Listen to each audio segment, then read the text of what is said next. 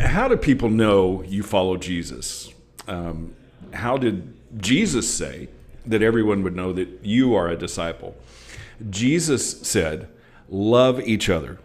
Good morning and welcome to 755 Live. For about 5 minutes, you'll hear all about easy to remember soundbite versions of what Jesus said.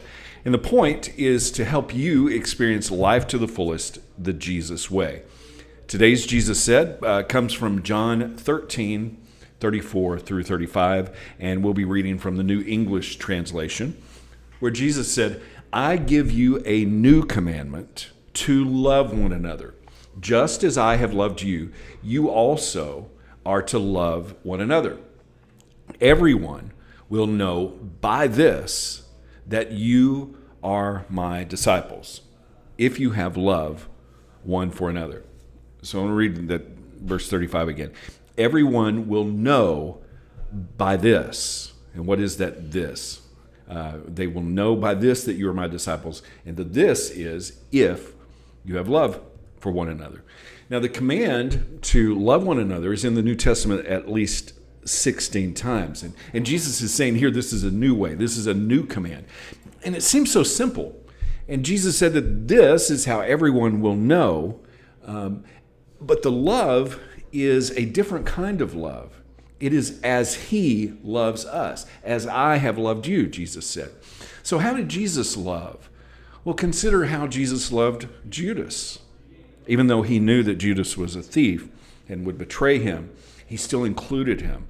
He still invited him to the Last Supper, served him. They had communion together. He washed Judas' feet.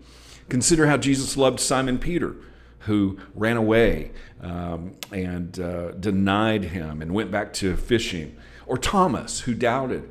Or in fact, all of the disciples who at the end, even after Jesus had been resurrected, they worshiped and doubted, and Jesus gave them all the same great commission. But he said, by this, the world would know, everyone would know that we are his disciples. Now, you would think that the by this would be based on what life is like today. You would think that Jesus commanded us to compare one another, or that the world would know who we are by our condemnation of each other, or by expecting others to live up to our expectations and our standards of how they should treat us.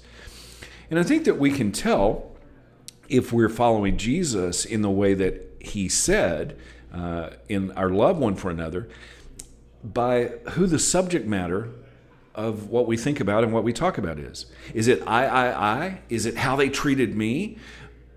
That's not love. Love says, how can I help you? Not, what can you do for me?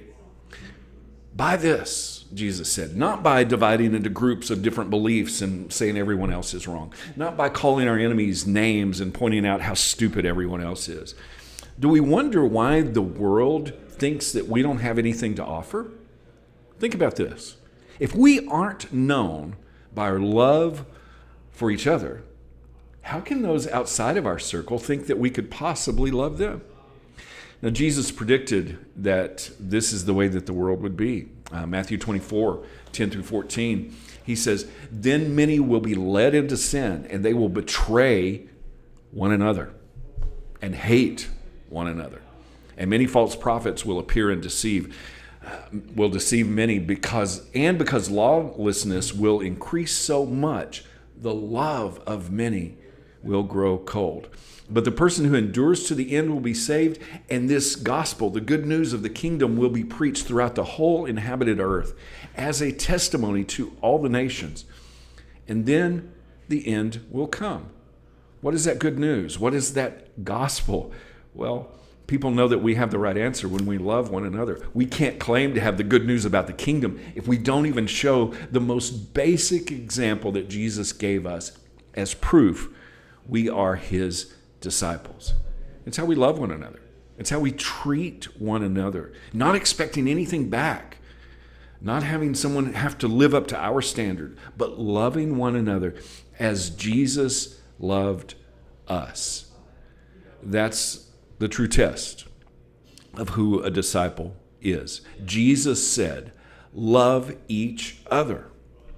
How can you put that into action today?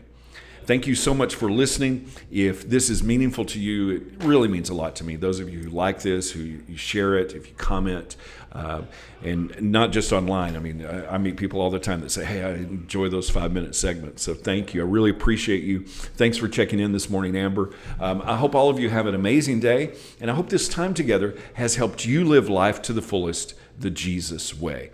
So remember, follow Jesus today. Love first.